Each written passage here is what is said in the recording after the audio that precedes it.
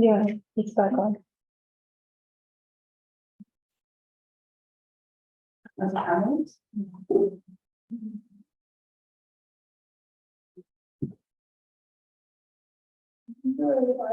Yeah. Okay, yeah, you're already on camera, so go ahead and try to share your screen.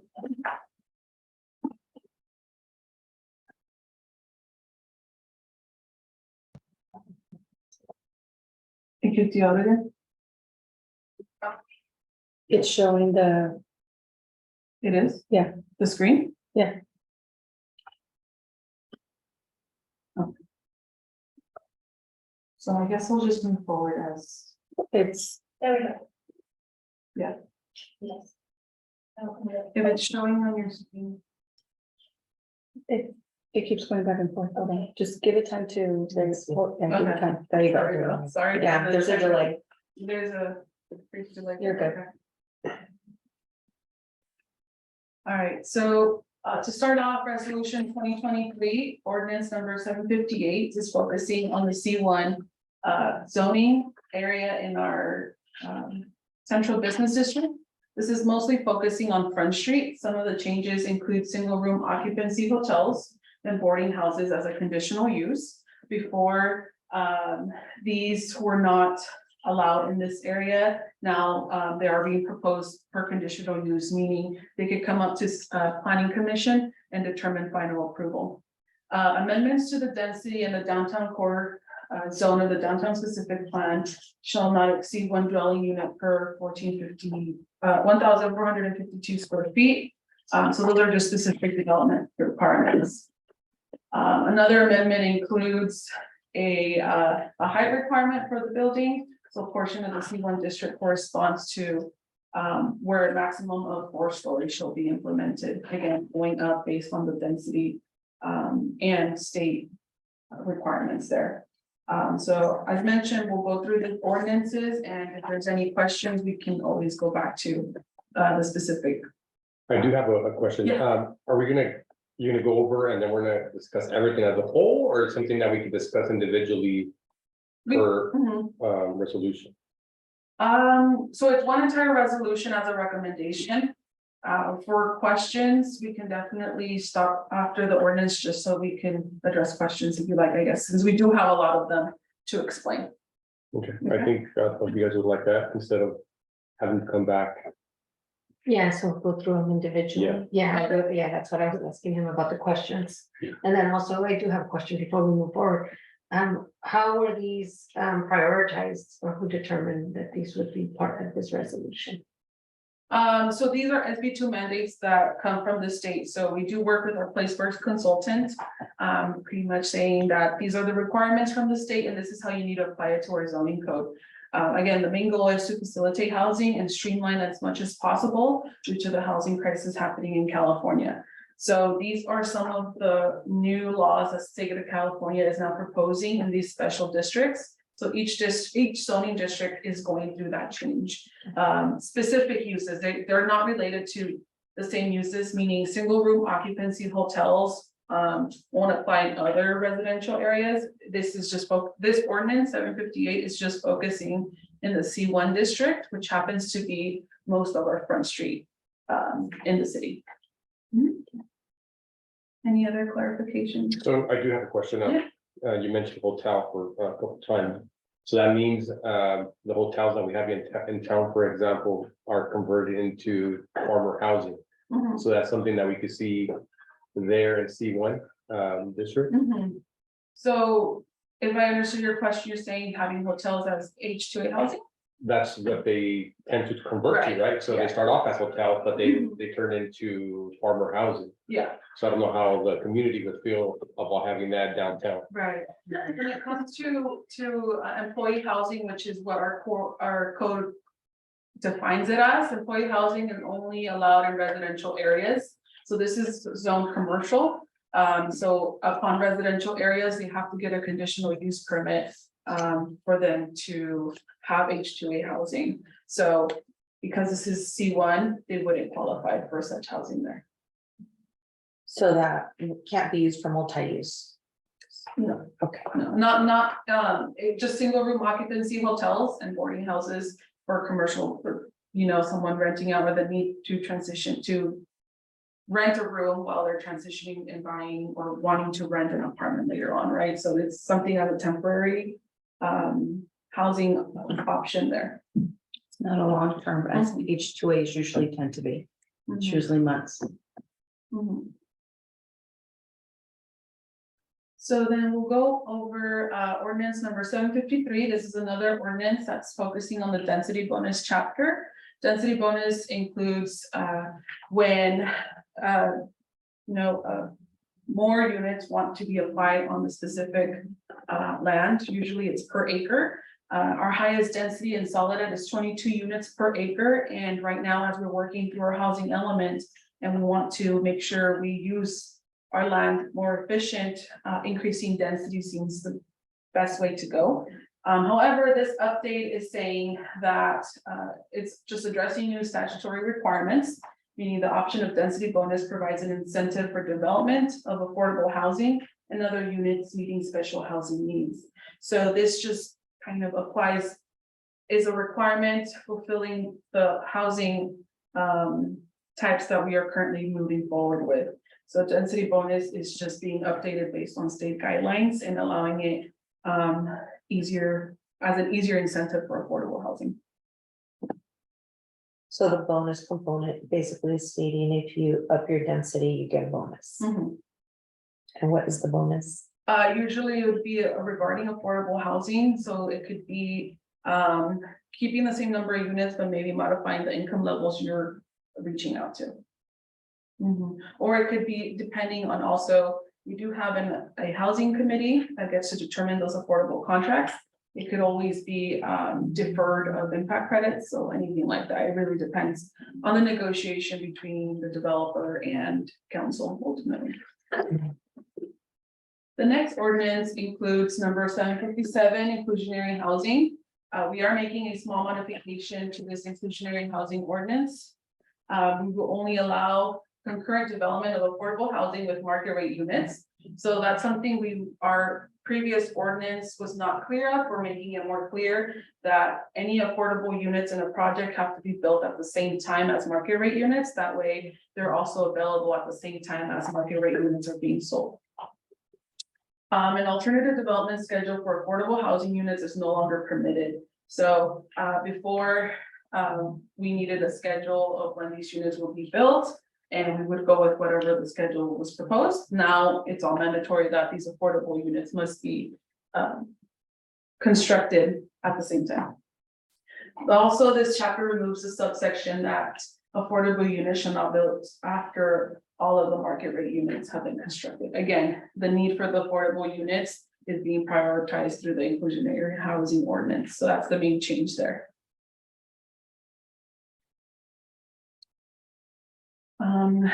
The next ordinance, this is ordinance number 759, amendments to the R3 and industrial zoning code to incorporate new regulations pertaining to allowable uses.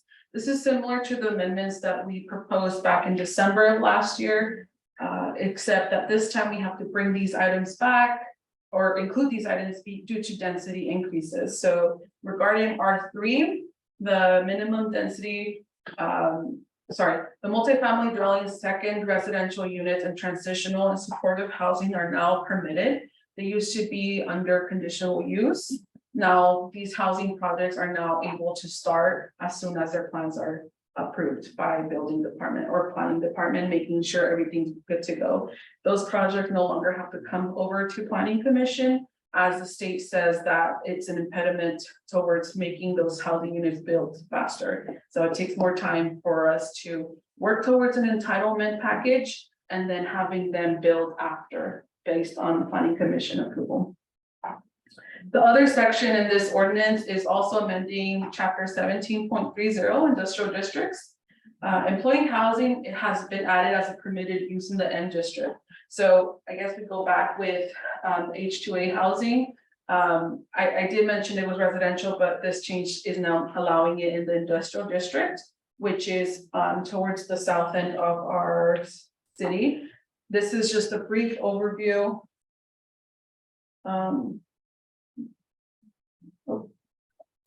There you go. This is our zoning map of the city of Soledad. So R3 would be the brown colored areas of Soledad, and the dark purple would be the zoning district. So R3, there's a few spots you can see from there, but we can zoom in into the industrial district where these employee housing units can be allowed based upon special conditions that they have to meet. So they have to show us the proper paperwork and maximum number of beds in a quarter, 12 units per space permitted, and maximal height of these buildings as well. So they still have to meet specific standards in order for them to go into the industrial district. All right.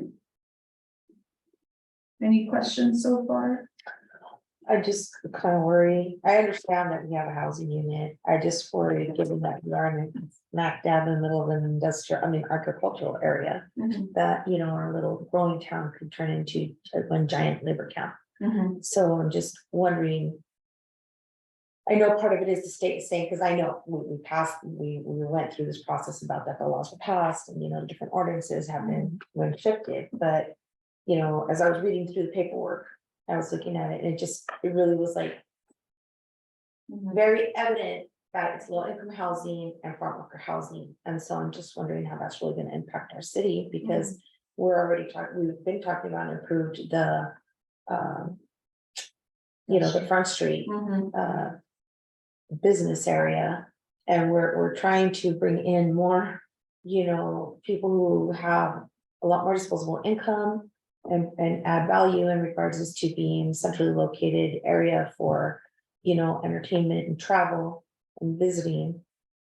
But then this is it's going in a different direction, so I guess I just have questions about that. If that could be maybe further explained to me, I'd greatly appreciate it. Yeah, so some of those standards we still look upon, it still has to come through the planning department, right? Make sure all applicable codes apply to the specific project, meaning, you know, the specific standard, the regulations towards having, you know, EDD looking and having the proper permits, to us knowing, hey, this is what we want, but if there's something that we can do as a discretionary, as a approval to bring it back to planning commission and get more public input, we definitely can have that discretion, but we have to see what they propose first and base it off the California law and what we are required to do. In case they provide a plan that we know it doesn't conform to California law, we kind of use that as a basis to bring it to planning commission and get that public hearing and kind of get that formal, hey, no, because it doesn't conform with what the California is saying, you can't, that's probably the only limit we have, because this is something, again, mandated from the state. Yeah. Okay. Yeah. I hope that answered a little bit your question. Yeah, I know it's mandated by the state. I just kind of, Yeah. it worries me, just the way it's worded, and you know, it's almost.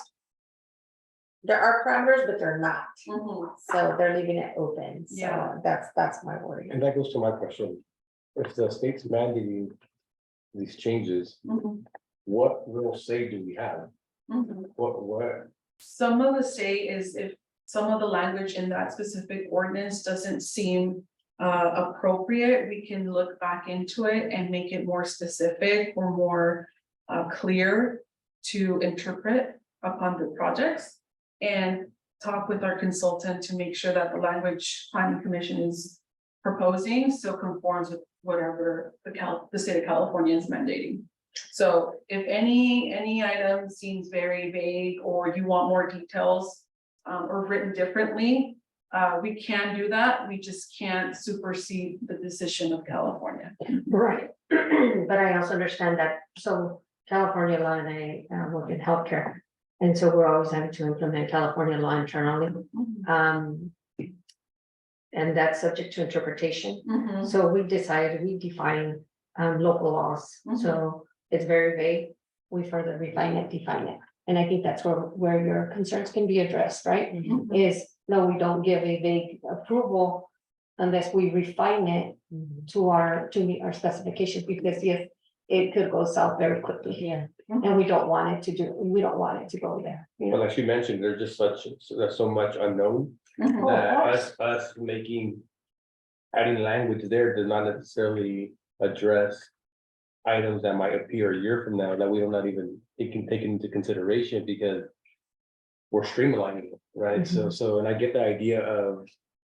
Getting the project going and making it easier for developers and people to come to the community. But if we're taking that layer of them having to come here and kind of. Demonstrate their project. I don't know if that's such a great idea. Mhm. I remember the example of the Liberty Court, I think it was. They came through I think I was like one of my first meetings I was here and they came through here. And they were asking for a density bonus at that time and the committee said no. Because that street was super small and it's kind of like awkwardly located. And the developer was okay with it, but then it went to the city.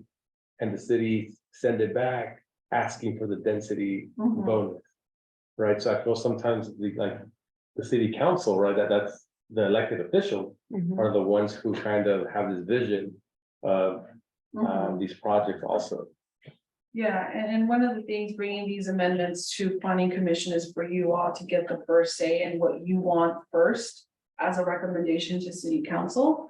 And then they would get to review twice and consider those recommendations as we move forward with these amendments. Mm. So if I understand correctly, for the industrial district, if you think the language is a little vague, or you would like to emphasize us for staff, you can direct staff to be more clear and bring it back at a soon or later, but sooner date.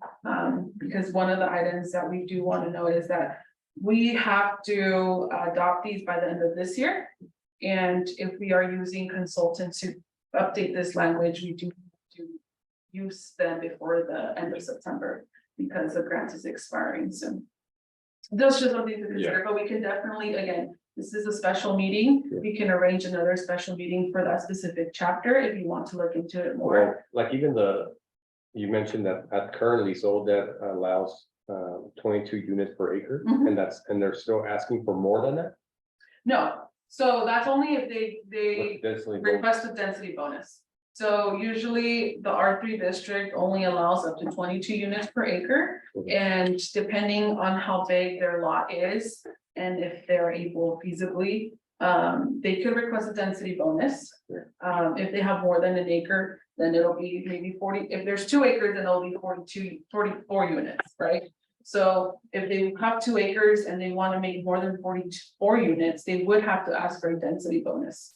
And in return, we would say, okay, then now you have to give us lower affordable income units. Let's say they had 10 affordable units, 5 of them now have to be very low and the other 5 can be moderate. That's our negotiation. So that's usually how it works with the density bonus. Or there's other incentives such But does as, it ever go the other way where the one additional house at affordable prices is not worth jam packing additional homes in that 1 acre? that I have not seen yet here, but I can't say it doesn't. It's usually just a negotiation between the ad hoc committee, and which is usually council. But the density bonus does come here first as an introduction, as the school housing project did, that we granted that density bonus for them to construct those 20 units in that acre. Mhm. What you can do is make a recommendation that that language be more specific. And you can request that, and this is your opportunity to do that. That's what I was saying, that we put that in place, so it doesn't happen in the future, especially if you're thinking about it right now, that it may, even though it hasn't. It's already in place so that it's not subject to interpretation down the road. Okay. My questions are. For 759. You mentioned the multi-family dwelling, the no longer conditional use. Mhm. You said once they have their plans ready, they can start building. Now And that's for the high density, for the residential area, Mhm. because in the same 759 is the employee housing that we talked about in the industrial. Yes, Does that go for that too? Once they have their plans, they can start building? yes, as permitted uses, employee housing would be the same as a permitted use. So conditional use is, it'll come this way to planning commission, permitted use. As soon as we get a good package approved by all city departments administratively, they are able to build. But again, depending on their package and how the city has to comply to California law, if something we see that doesn't, or we want to really recommend no on the project, we always have to make sure we conform with our legal team and make sure we can address it maybe at planning commission. So just to clarify, you would like that chapter to be more clear on the uses for the industrial district?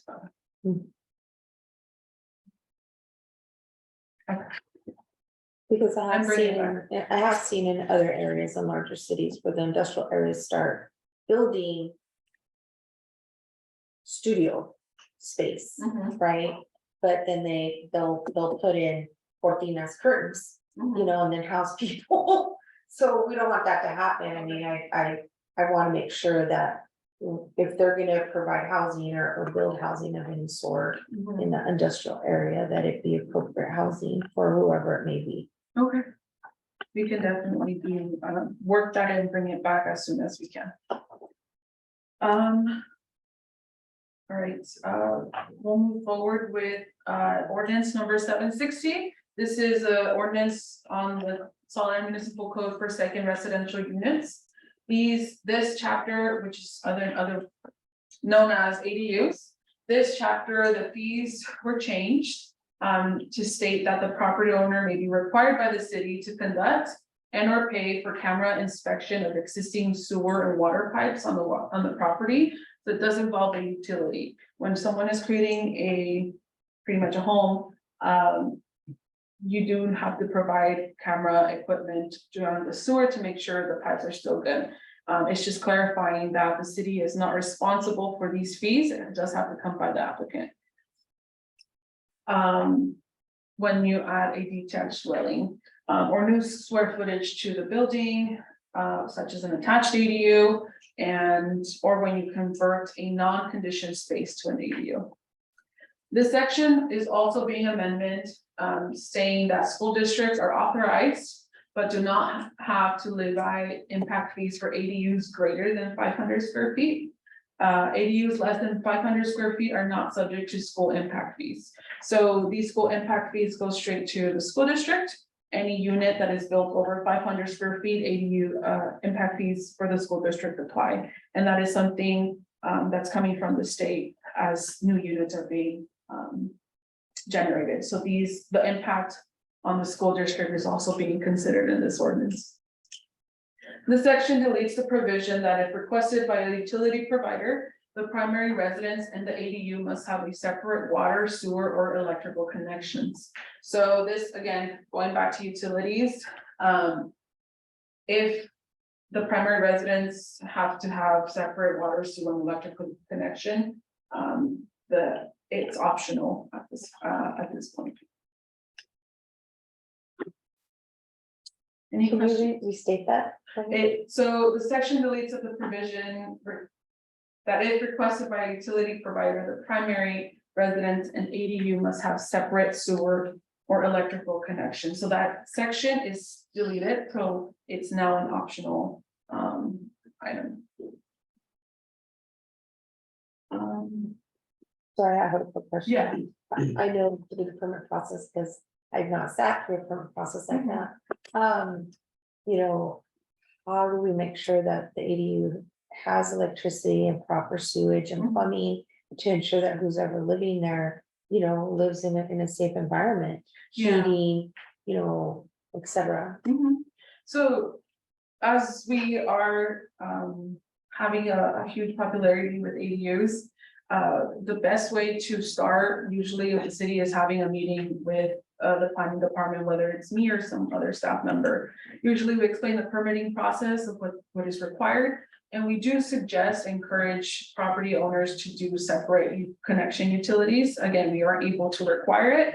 But we do provide the consequences of having it one single connection, meaning you get to lose water flow during the years. Or you get to have pressure effects for both units. So maybe it's just not working appropriately.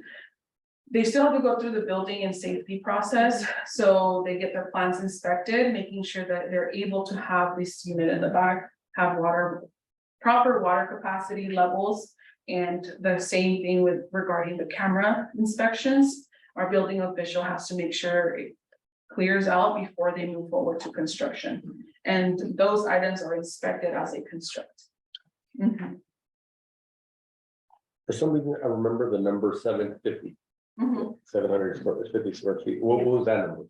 So 750 applies to impact fees for the city. So any unit built over 750 square feet, that you would have to pay impact fees, which includes traffic impact fees, safety impact fees, water, sewer, and traffic.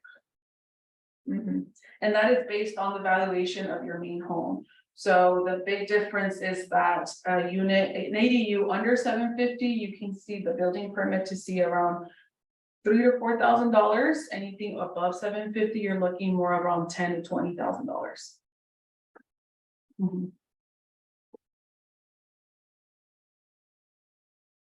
And just as a reminder, for ADUs, we do have planning appointments for anyone who's interested. And we can go ahead and work through any questions anyone may have.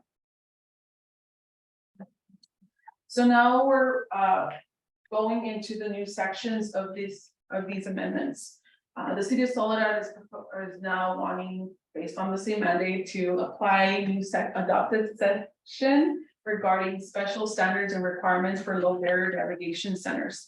So this section will include standards for development of a low barrier navigation center, which is a supportive housing development in case, offers temporary housing for those of the unhoused, and services for those people that are trying to better themselves as they go through a housing crisis. So we are adopting those development standards of where they are able to go, and they're pretty much presented in the uses that we adopted in December, which is in commercial residential zoned areas. So it's for homeless housing Yes, so it's or supported transitional? housing as well. But we're saying that they're low barrier navigation centers to offer temporary housing for these homeless persons. And is this also state requirement? Yes. Yeah. Yes, we also, we have to have our zoning allow this and go through the property development standards and how we get to apply it into Soledad. Have any areas been identified as low barrier navigation centers? No, not as a this time. Other new sections include at-risk assisted units. Again, these are all new state mandated programs or ordinances we have to apply.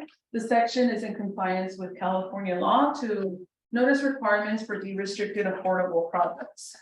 Meaning we want to keep any deed affordable housing deed affordable. So we would have to notice and make sure we make a note of these deed restricted homes. That way the state doesn't take those deed restricted units back.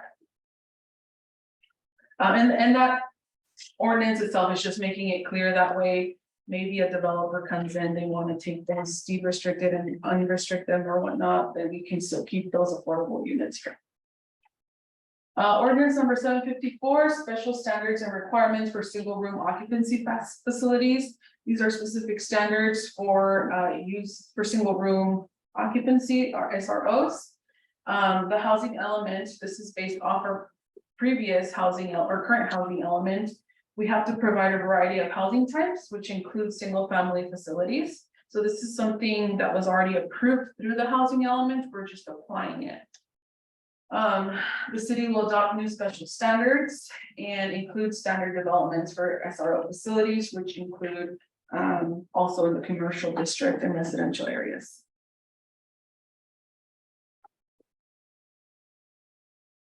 Any questions on that?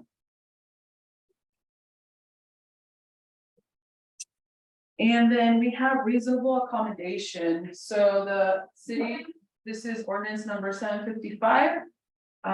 We are conforming with the American Disabilities Act, ADA. Meaning we have to consider ADA improvements within housing development.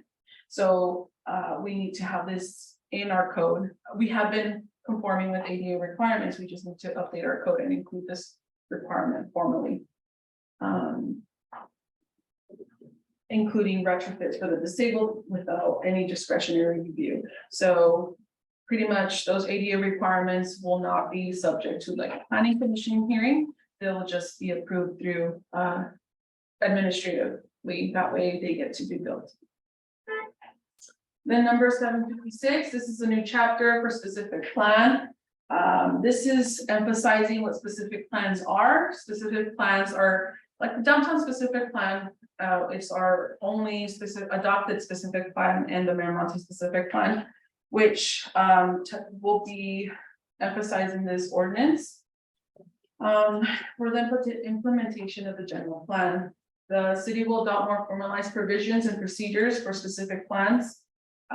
Also including housing and what type of housing, including zoning and density on there. So it's just a procedure that we have to have in our zoning code to follow when new specific plans are made.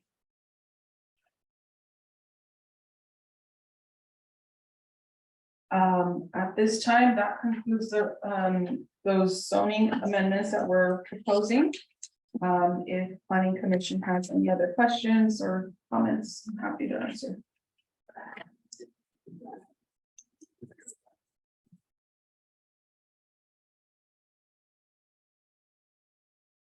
So 759, Mhm. and going back to that one, we had asked for clarification. Is that gonna be taken back and reworded? Okay. Yeah, so for ordinance number 759, I can take the comments received from planning commission that you want more clarity. And be more specific regarding the industrial districts and on those type of employee housing uses. And we can bring that up again in maybe in the August planning commission or in the next in a special meeting, but I think I do have to renotice it for the public, so I have to. But no changes or conditions can be made to that. No, so the permitted use for employee housing, no, that is a state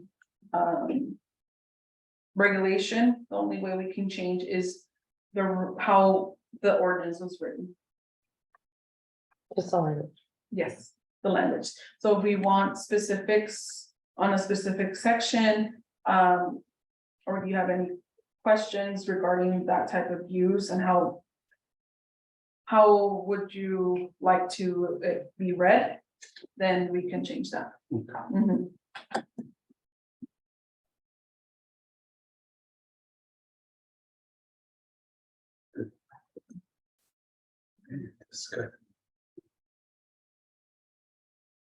Any public comments?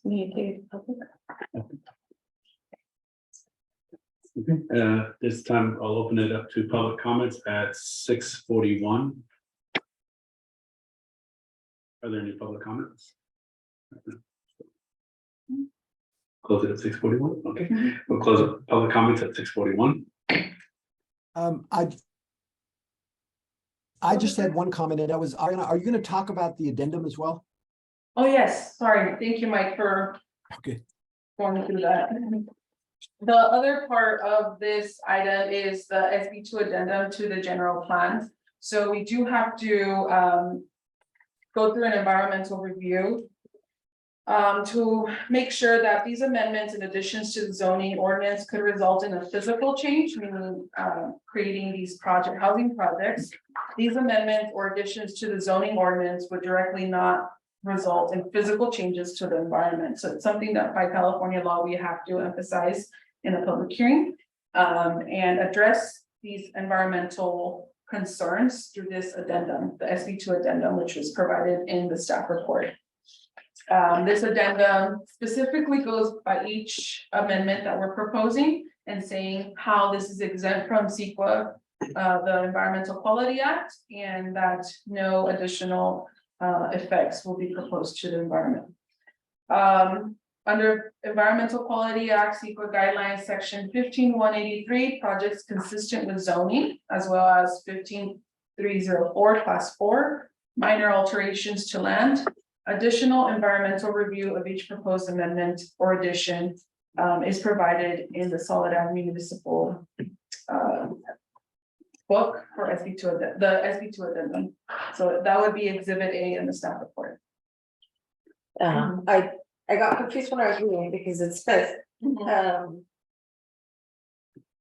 my own words, what I read was, there will be changes to the environment, however, based on A, B, C, and D, there will be no changes to the Yeah. environment, and so I was like, you're telling me in one line, there are gonna be environmental changes, however, that there are no environmental changes. Right. So I understand that's, government speak, but could you define that for me? Yes, please? so the proposed changes that we are bringing here, the amendments, are not physically doing changes right now to the environment. However, because now we apply them to our zoning code and are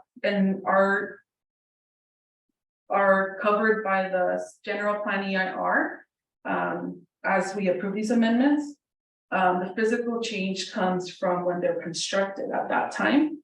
And if they are constructed in the appropriate zone, no physical effect is done due to the general plan EIR being applicable at that time.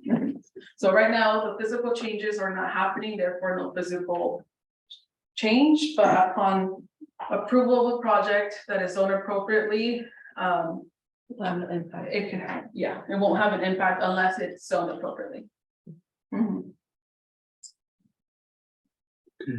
I have a question regarding the ADUs at 760. Before I ask the question, how far is the city of Soledad from reaching its goal of mandated housing? Affordable housing. Affordable housing units? Yeah. We are, so right now we did meet our RENA numbers. We did not meet the affordable income What's that? requirements. I can't remember on top of my head the difference of the numbers, but I can tell you this, that we are working on a housing element workshop between Planning Commission and City Council to review the housing element, and that's when the information will be provided for you to also review regarding those affordable units. But we did not meet those affordable income units, but we met the number of units required to meet that RENA. Are the ADUs counted into that equation? Yes, they are now counted. This new cycle is now counting ADU units. And I guess my question would be, is there a limitation as far as how many permits are approved for the ADU if the goals are being reached? Or how many bonuses are being given if the goals are being reached? That's a great question. So depending, obviously, we also have to have a factor on the health and safety of the property and property owners living there. So we do see an imminent danger for these housing units, or it just doesn't apply appropriately to our property development standards, then we cannot approve those projects. So that's the limit that we really have. ADUs cannot be denied unless it's a health or safety factor. And based on where they're zoned, the property wants to develop ADUs. If it's a multifamily zone districts can now allow ADUs, right? So depending also on the space requirements of what space they have and our property development standards of what are required to have, limits them to overdo ADUs or overdo or get more density bonuses. Yeah.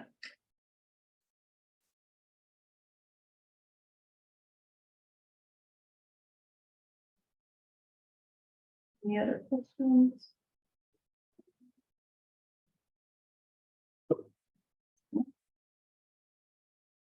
I do have. a question. Or any, yeah, So going through and looking and having been, what is it, a year or two ago when I went to the planning, small cities planning, so. Just made me think, a statement here from, my colleague, you know, as the state is mandating so many things now, it almost seems like we're planning commissions are being slowly faded out. Is that what I see, I mean, in the future at this point in time? I don't think I can say that. I don't think it won't be that way. I don't think so. I think right now the main concern is on residential projects, and given our wide variety of, or, you know, our Soledad is mostly consisted of residential, right? We don't have a lot of commercial. That's why we see most of these residential projects come to planning commission. And because of the housing crisis and the state wanting to say, we know, you know what, planning commission delays the time, maybe for right now, for an application to come to the planning department, it takes about 3 to 6 months to get approval before we bring it here to planning commission. So they're saying, you know what, let's take that requirement off, just have them have approved plans and let them build. We need these units, and this is the state is proposing that it's a way to alleviate the housing crisis the state is going for. So it's an emergency situation at this point in time. Allowing more buildings to provide more housing.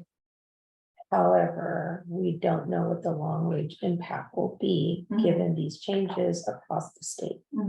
Okay.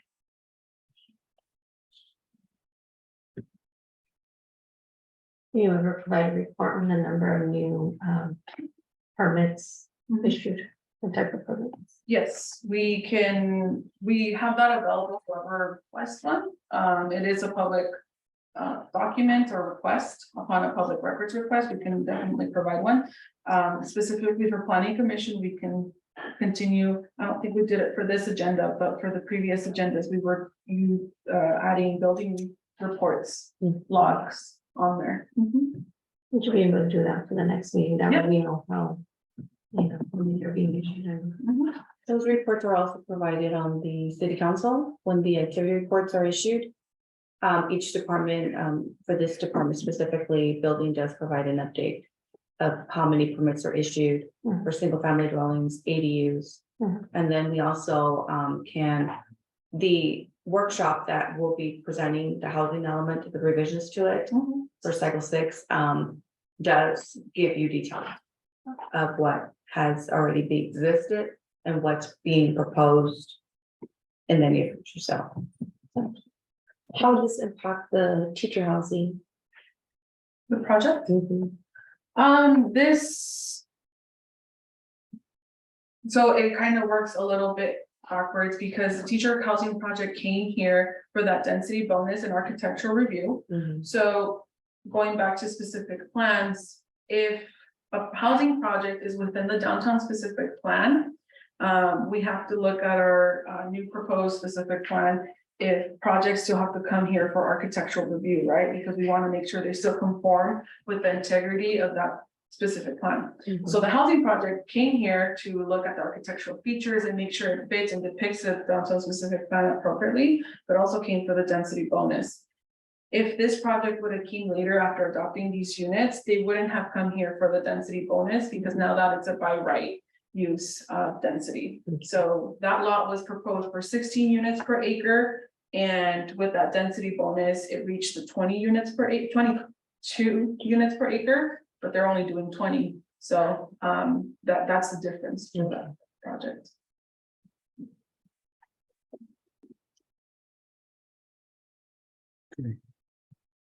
Any other questions? We have our discussion, all right? I mean, What is there to discuss? Like you were saying, it's can't really make any changes except in the language. Actually, might be a little off topic, but because we brought up the numbers, the housing that we have to provide for the state. And then going with additional units, not having to come through the planning commission. How is the city of Soledad's infrastructure? Is it gonna be able to handle? Mhm. The new units being proposed. Yes. Yeah, with, in collaboration with Public Works and discussions, we're pretty stable. Regarding our water and sewer, we have a good capacity for those projects. However, again, a lot of these projects start with water pressure calculations, sewer calculations to make sure that there's no backup on sewer and that the water is appropriately serving that unit. So our levels are currently good, and those tests are required before they move forward with a building application. So it gets reviewed upfront. So given that we're looking at high density, does that come with any requirements for extra green space? Or are we just building? Those requirements still apply. So some property development standards, so for major subdivisions or major apartment complexes, there's still open space requirements that they need to satisfy. And that's what's done during the planning department, that is going through that list of property development standards and making sure that that project still applies on that. In the case that developer says, you know, that requirement we cannot meet, then they would have to file for an exemption, and that's when we need to bring it here and say they're here, the project is approved, they are able to be on that zoning district. However, they want to be exempt from this open space requirement and as an exemption. So it's looking for those exemptions depending on what they're proposing. If they're not following what our property development standards are, then that's when we can apply that discretion, saying, no, that's still a requirement in our code. So we're not looking exactly on the type of use of housing, we're looking to make sure the entire property development standards are applied. And then the ADA is just automatically added. Yes. Regarding those sections, and especially the reasonable accommodation, low navigation centers and transitional housing that was done in December. Those are just definitive terms that we need to have in our zoning code in case those projects come here. Meaning the city still has to support those projects. And we have those guidelines to guide us how to do it.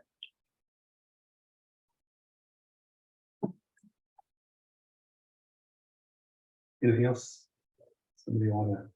Was there any other question in regards to language, to any of the other ordinances, other than the one that we would like to have a little bit more, made a little more specific, wordsmithing it? So these state laws, sorry, quick question, state laws, when were they introduced? And why are we doing them all at once? They were first, so they started in December of last year. We did, I believe, around 3 of the ordinances. And now we're doing all of them at once to make sure that we end any work with our consultant by September. To get reimbursed from the state for this grant. So the grant was 160,000 and this ends in September. The work has to be completed by December of this year.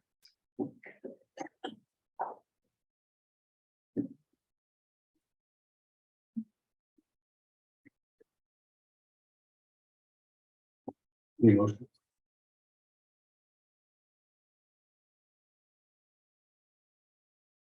Won't you get, we have to read the whole thing, unfortunately, just the, sure it's Title 17 zoning. I think we do because it is a public hearing. But if we want to bring back ordinance number 759, we would make that motion with the exemption of, if that's correct. Mike, I don't know if that's correct. Yeah, the resolution can be modified to exclude that particular ordinance, and then they can just bring it back at a future date for consideration. Or if there's any other amendments that you'd like more information on. The idea is to bring as much as we can forward. That way, we get moving with this grant and finalize it before we can potentially lose funds.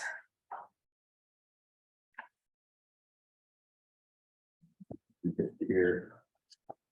Yeah, it just feels, I just have to, it just feels strange, as Josie said, you know, to have them so many all at once. And I read them, but then they start to kind of mesh together. So, given that it is a state mandate, I don't know, I move to approve resolution number 2023-06. A resolution of the Planning Commission of the City of Soledad recommending that the city council amend the City of Soledad Municipal Code Title 17 zoning to streamline housing production and to comply with various state law updates related to ADIS density bonuses and at-risk units. Change uses allowed in the R3 district. Add provisions governing specific plans, add single room occupancy as a conditional use. Add single room occupancy as a conditional use in the C1 district. And amend the concurrent building requirements in the inclusionary housing ordinance. And recommending that the city council certify an addendum to the 2005 general plan environmental impact report. And determine that certain amendments are exempt from the California Environmental Quality Act. Excluding ordinance number 759.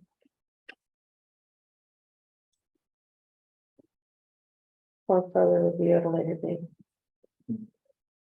I second the motion.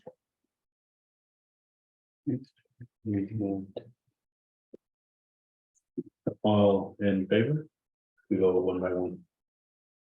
Aye. Alright. Aye. Aye. Alrighty. The motion approved at 6:59. And moving on to public hearing number 2, the resolution number 2023-7. A resolution of the Planning Commission of the City of Soledad revoking conditional use permit number 87-04. It was interesting to read. Right. I'll go ahead and pass it over to Mike. Good evening, commissioners. Pleasure to be. I don't have the opportunity to meet with you very often, so it is nice to join you. Hopefully this will be a shorter and less complicated matter. It's more or less a housekeeping issue. The owner of the Nestles Road Theater parcel, Soledad Marketplace, is attempting to sell the parcel, a property that is located under the grocery outlet store. Unfortunately, the preliminary title report that has been generated for the larger parcel of property has come up with a number of exceptions, and these exceptions are acting as an impediment to the sale of the property. The potential purchaser is unwilling to purchase the property unless the exceptions are cleared. So staff has been working with Soledad Marketplace to remove these exceptions. Before you this evening, staff is asking to remove or to take action to remove conditional use permit 8704, which was recorded against the property back in 1988. The permit was issued to Axel Johnson Energy Development for a project that never got off the ground. And the Axel is no longer a holder of any legal interest in the property. They have since moved on. So when their project didn't come to fruition, they went ahead and sold their property rights to another party and so on and so forth. But they no longer have a legal interest in the property. They just have this recorded conditional use permit. The conditional use permit also contains a provision that states that if the activity for which the permit was issued has not come to fruition within a 1-year period of time, then the permit can be revoked, right? That's one of the conditions, and it's clear that that condition was never met. So Soledad Municipal Code Section 1742-070 provides that a CUP that has not been complied with may be revoked by providing notice to the owner and setting a public hearing for the action. In this case, we have notified the owner of the property that we were planning to take action to consider revocation of the conditional use permit, and we did provide a notice of a public hearing this evening. Additionally, we noticed properties that are adjacent to this particular parcel of property. The public hearing was set for July 18th, and then the public hearing was agendized for or set for the previous meeting schedule. I think it was on the 11th and then continued to July 18th. So based on all of those facts, staff has recommended that you open the public hearing, take any comments, doubtful we'll have any, close the hearing, and then consider the adoption of resolution 2023-07, which will revoke conditional use permit number 8704. If that resolution is approved, we'll then record the resolution against the property that will give notice to all future property, anybody with an interest in that property, that conditional use permit is no longer valid. Happy to take any questions that you have. This is a commissioner report thing. What, there was a lot of language there. So, for clarification, what was the conditional use permit originally for? Yeah, it was originally issued to Axel Johnson Energy Development. They were going to sort of energy An energy. Energy. generating Okay, facility on the now I site, and so they understand. got a I've heard of conditional use that. permit to do that in 1988. Right, and then it never happened, obviously, and so they subsequently, when that project didn't come to fruition, they sold their interest in the property, but the conditional use permit remained recorded against the property. So it has sat there since 1988, and since they no longer have an interest, it is no longer valid. The current, obviously, the current property owner has no interest in pursuing that project. Now, once revoked, what new rules and regulations cover that property? For a and second, stuff? could you repeat that comment? I'm sorry. Could you repeat that So, comment? for a second? once it's revoked, if we Yes. were to revoke it, then what new rules and regulations or policies, procedures need to be, would fall into place or need to be put into place? We don't, nothing needs to be done at all. So that property now is being developed by the Soledad Marketplace folks who own that property, and the development of that shopping center is now the project that is in precedence on that property. Yeah, so what this revocation is doing is clearing the title of the property. And not having any ties with any other type of uses. That way, once the marketplace wants to sell, it's a clear title, and it only has a current conditional use permit, which was approved back in 2018 for this commercial development to occur. So yeah, the conditional use permit established not only the rights to develop this energy project, but it also established a bunch of obligations on the part of the property owner. So the new folks who want to purchase a small parcel of this property, Could you repeat that? Where we have low they connection. don't want to be subject to use permit. And so we want to remove the conditional use permit from the chain of title so that it's clear that nobody has the obligations to build this energy facility any longer.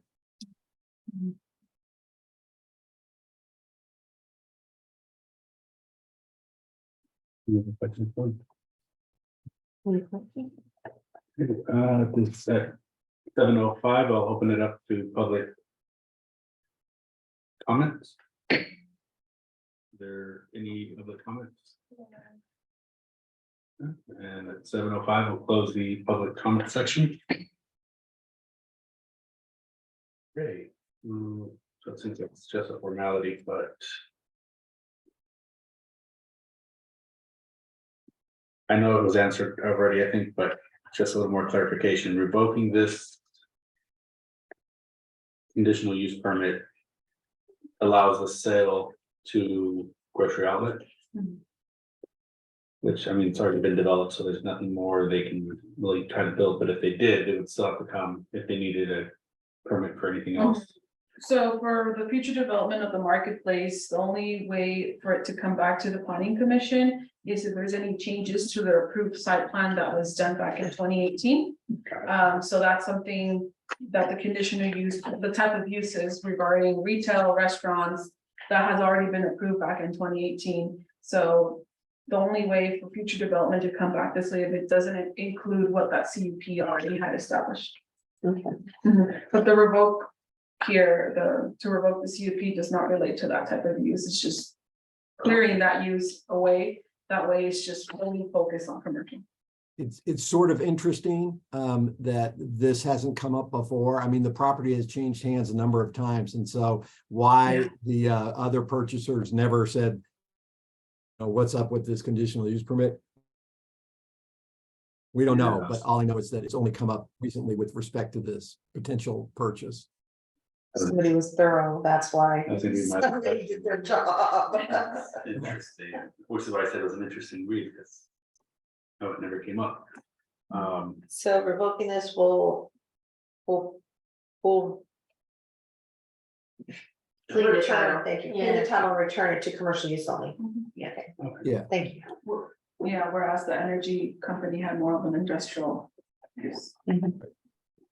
So if there's no other questions, I'd like to set a motion to approve. Resolution number 2023-07, a resolution of the planning commission of the city of Soledad revoking conditional use permit number 87-04. I'll second it. And all in favor? Aye. Aye. And The motion passes. Great, thanks so much. I should add that the city council actually took action on 2 other exceptions on this same property at their last meeting. And removed those exceptions as well. So this was the last one that we actually had to take formal action on. So I'm sure the property owner appreciates it, and I certainly appreciate it as well. Thank you very much. All right, Thank thank you. you. Okay, so. Move on from public hearings to old business. There is no old business. Moving on to new business, no new business either. And the community development director's report. Tansy Vargas, Economic Development and Housing Coordinator. I'll be sitting in for Brian. So at this time, actually, there was an item that was asked for an update, and actually I'll relay it over to Ariana, and the question was regarding ADU pre-approved plans. So she will provide the update on that. Yeah, thank you. So regarding the ADU plans, we do have something already approved. We're working towards the proper marketing and making sure we address the final tweaks of these ADU plans. They are available, but we are still working on the staff side to make sure how are we going to intake applications. That way, we don't have a high volume and impede someone from getting these plans. So they are currently available, but we're working to formally introduce these plans to the city via public meetings, city council, social media as well. Yeah, and the SB2 grant is also been helpful at streamlining housing. Some of the funds from the $160,000 will be used to pay those ADU plans. And that's also in correlation to these amendments that we've been making. do we have an estimated time of completion or? Yeah, we hope within the next 2 to 3 weeks for us to completely advertise. We're just waiting on a few things, making sure we know everything, what staff needs to do. Make sure everybody has is on the same page regarding these ADU plans. And these are for detached. Yes, these are the attached units, and the plans will be, we're still working on the financing part. From my understanding, it's still free, but again, more information to follow. And this would be nice to include also in the building report to see, the uptick of ADUs in the city, from before we had plans to now that, when we start operating. Yeah, I definitely. imagine most people are converting to garages and not doing Yeah. like a separate unit, right? Mhm. Just based on the permits that you've seen. Yes, so we do have more popular demand for the garage conversions. Those are mostly being seen. Staff wise, I can provide my perspective that it's mostly due to the impact fees, right? Anything under 500, you don't pay school impact fees. Usually your garage can be around 450 or maybe less. And also you're not doing that 750 impact fee for the city. So it's a little more economical, but it really depends on the preference of the property owner. For the past years, and as far as the report, the most recent annual report, we had 60 something ADUs, which was including the garage conversions. So, Do you know what the garage conversions are right now? Most of them were garage, we have 40 some Okay, garage conversions. garage conversions, okay, that's what I've been hearing, yes, and Yeah. that the interest is definitely there in the garage conversions. I know it was mentioned that, the ADU plans were for the, detached, yeah, so. The financial issue. For, to choose that garage conversion, and unfortunately, it's a little harder for us to. Have pre-approved plans for garage conversion, given that different garages are different sizes. Mhm. Whereas detached units, we are able to control the size. And we get to choose the sizing based on what's more economical for a detached unit, right? So maybe it'll be under 500 square feet, maybe you want an ADU that's under 750 square feet. So you'll be, those who are interested in those plans will have options on the type of square footage they want. Thank you. Besides that, other items is that construction are still going on major subdivisions, but again, that's is still constructing. Liberty Court has been finishing off their single family homes. So that's very interesting to have that subdivision almost complete. We have Legacy Homes Vintage Estates also still in their final stages of construction. And then no major projects to report unless you have any questions on any other projects or would like to see additional material for the next planning commission meeting. I had a question on Liberty Court. That's the single road. Mhm. Is that gonna connect to the other housing or is it just gonna stay? No, it's just going to stay. That's how the subdivision was approved. Then, I know we ask this every meeting, updates on the marketplace. Yes. Any Oh. progress on by the companies that had letters of intent? Mhm. No, we don't have any update on that, as I think in the previous meeting when Brian was here, he did say there's, we had still people of interest and nothing confirmed yet. There's a Ross sign Mhm, next to the grocery outlet mhm. already, so is that one that's already, We do have a construction permit application on file. But we haven't had any confirmation that it'll move forward. Or what the holdup is, so that's something upon the developer. We used to That's on just, their side. Mhm. It's up to them to move forward with the project. We completed our part, so we're just waiting for them to start. We'll know more in about maybe 60 days or so. That's just, we're waiting on that.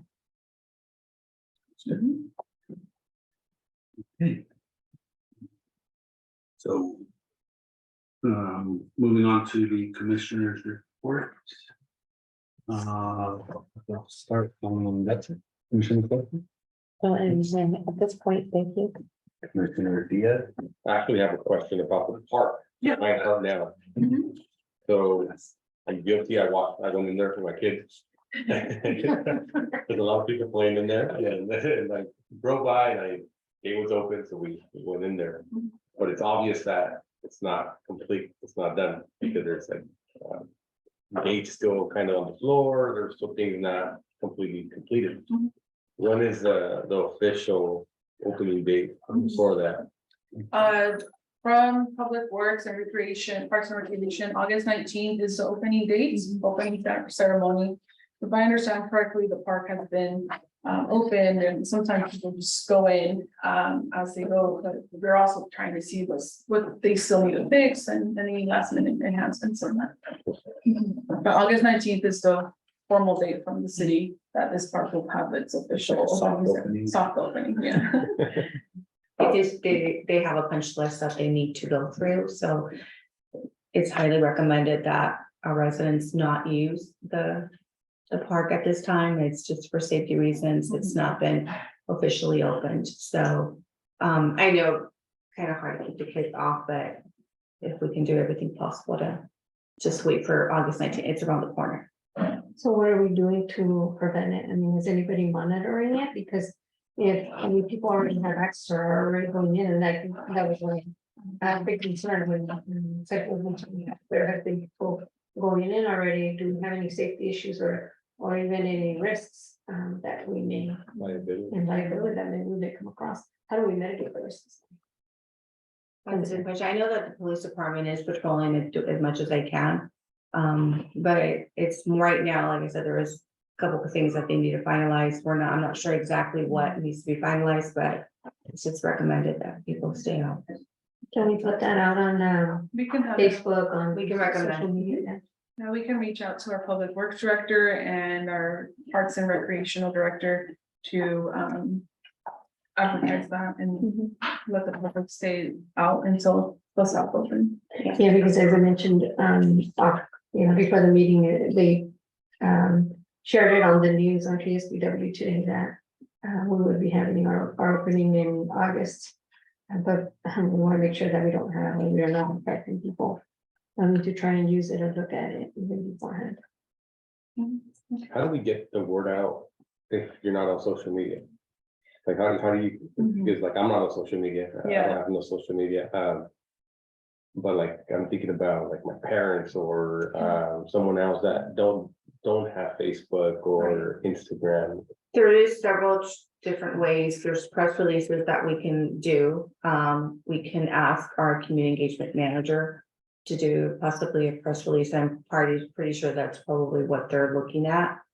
If he hasn't done one already. And then there's also an opportunity. I don't know about the water bill. What the date, if it's gone out or not. That's another matter of advertising that we used in the past for other sources and other pieces of information. So we can do that too. We also have. Our community engagement manager has different sources, so we can go ahead and actually connect with them and recommend that, on top of social media, obviously. Our older generation. Look at all the channels that are channels available. and Yeah. stuff like that, so. Mhm. Just- And our older folks that don't do, I mean, you'd be surprised, some do Facebook, but, press releases usually work really good because then they, the TV stations, the Spanish. Many years ago, I remember the city had a local channel. Oh, yeah. Do you remember that? I used to look at it. And it's just all the announcements. Yes, we did. We were. We can make a recommendation. Another item that community engagement uses is the city newsletter, so that's just via email. It's provided in our website. You're able to subscribe via an email, and you get a notification when a newsletter is released out. Usually it's focused on the events coming up in each month or any important updates from the city. Can you use text messages? No, but we do have a City of Solid app as well. So it's happening app, it's compatible with Android, iPhones and Androids. So it also has some message, I think it has messaging features, if I'm Yes. not mistaken, with alerts or any news events as well. As we were talking about safety, I did remember one thing that was mentioned to me, and I've noticed, in the past, riding bikes and, around the neighborhoods and the areas. I try to ride my bike to the cemetery. There are a lot of semis parking in the area and on the residential streets. Are there, any regulations in regards to that here in this area? Because I'm seeing them all over the place now. For a while, it was just in certain areas, but now they're parking everywhere. Yeah. And so we were just wondering about that. Yeah, that's a good question I can bring up to our public works director and get back to you on the next meeting if you're interested to get an update on that. We Another do, one is restrooms, yeah. like when Public you're walking, when you're driving up into town, the little strip there, they'll leave the ag company, they'll leave their restroom, Oh, the portable. the portables, yeah.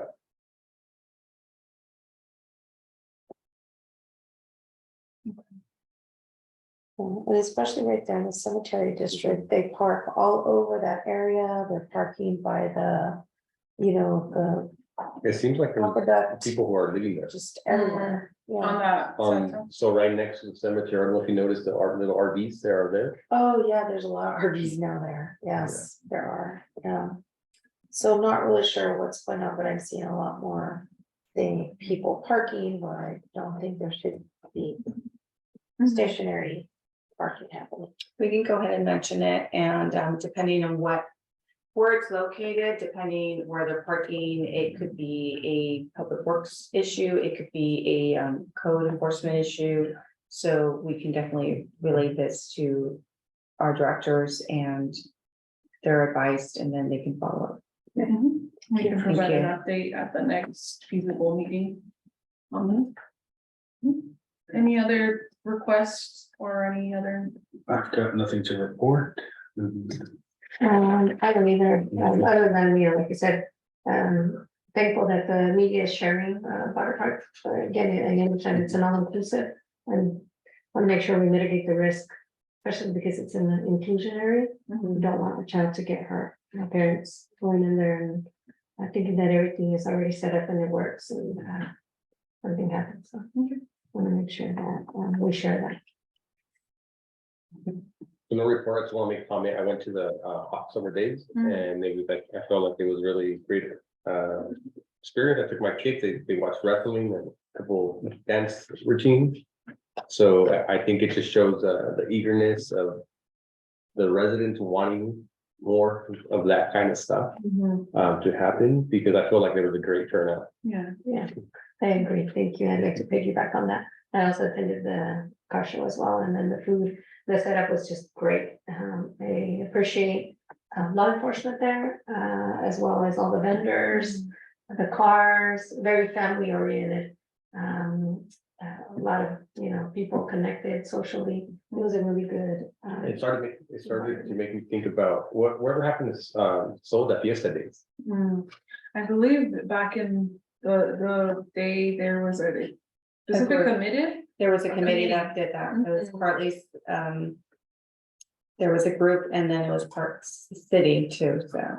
Is that something that, I'm not sure I've actually spoken to a person that was in charge of the Fiesta Days. It just depends, they're not really interested in starting that up again. I actually helped organize the car show.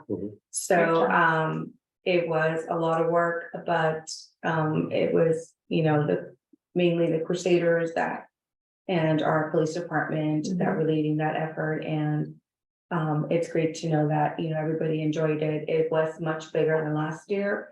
We're thinking of extending it next year. So it was a really, really good turnout, and it brought double the vendors that we had last year. It brought double the cars, so obviously more people this time. So it was, and that's the goal of the city, is to bring back more events that are family focused, just a whole, not just for a certain sector or group of people. I mean, if you walked through the whole event, you saw everybody from different walks of life, different group of people, age groups, all over, from all over. We had a lot of tourists actually too, that stopped by. So. Great job. Yes, Thank you. Yeah, and then just a comment on the event itself. I don't know if you're aware of the proceeds, every registration, every fee that was collected, because the vendors did pay a fee. So all the contributions, all the donations, and there was a lot of there was double sponsors this year also. All of those funds went to our youth violence prevention program. So that, at the end of the day, that's what it was about. So it was able to now fund more activities for our youth. So. Yeah, I think the Fiesta Days was a victim of its own success. I mean, it became more and more popular, and it got bigger and bigger and bigger. And then I think the group just decided they couldn't handle it anymore. It really became complex with the musical groups and the setup and all that sort of stuff. So I think that they finally decided they just couldn't do it anymore, and they just continued it. So This type of event is a little bit controlled. It's not as big, but then it is big because it's just simple. When you really think about it, it's really just simple.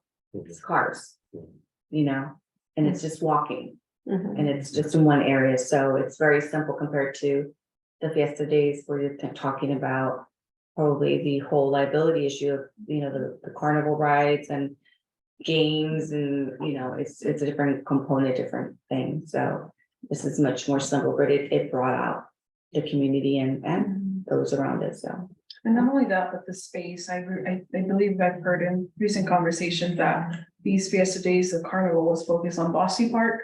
So now that's a major recreational park for soccer games that is now being used, so what's our alternative to these items? Which goes back to a land use issue that probably potentially had the effect on reducing these Fiesta Days too. Other festivals that kind of bring to mind, like the wine festival, beer festival. No, so I mean, this is, the way I talk to everybody when they comment, like, what else are we gonna do? It's just as we started last year, especially last year, after coming out of COVID, slowly, it's how do you start bringing residents out? Because people, after being, I call it incarcerated for 2 years, what if people want to go out, people want to, but at the same time, you don't want to travel too much. And then at the same time, you want to bring in people here to Soledad, so how do we do that? So having stuff on Front Street, and then at the same time, economically wise, it helps the businesses. When I was walking down all of Front Street, I was going back and forth, and from one part to the other. And the thing is that the one good thing that I saw was that a lot of people were going into the businesses. Oh, yeah. So that was a great thing, and we still have a couple of tweaks to do. We will be the committee itself, which consists of city staff, the Crusaders, and some volunteers and some businesses. We're going to be meeting in August to discuss lessons learned. We did that last year, and that's why we came up with this new layout. So lessons learned, and we're going to see how can we improve it and give it a better flow. But I'm glad everybody enjoyed it. We got a really good response. And in addition, I did forget to mention that planning commission should expect a few more meetings coming forward due to the general plan and housing element review. So I know Andrea has been, she's unfortunately not here with us today, but you will be seeing emails coming in regarding workshops, joint planning commission meetings, or any other meetings that we have moving forward for the general plan update and the housing element. And there was outreach that Ariana and our city manager, Megan Hunter, did do that day actually, and you got a really good response, right? Yes, and we can provide a report of that response for the next planning commission meeting. And our efforts as we continue with the general plan update and housing element update. Thank you. Then we will adjourn the meeting at 7:30. All right, good evening. Thank you, Mike.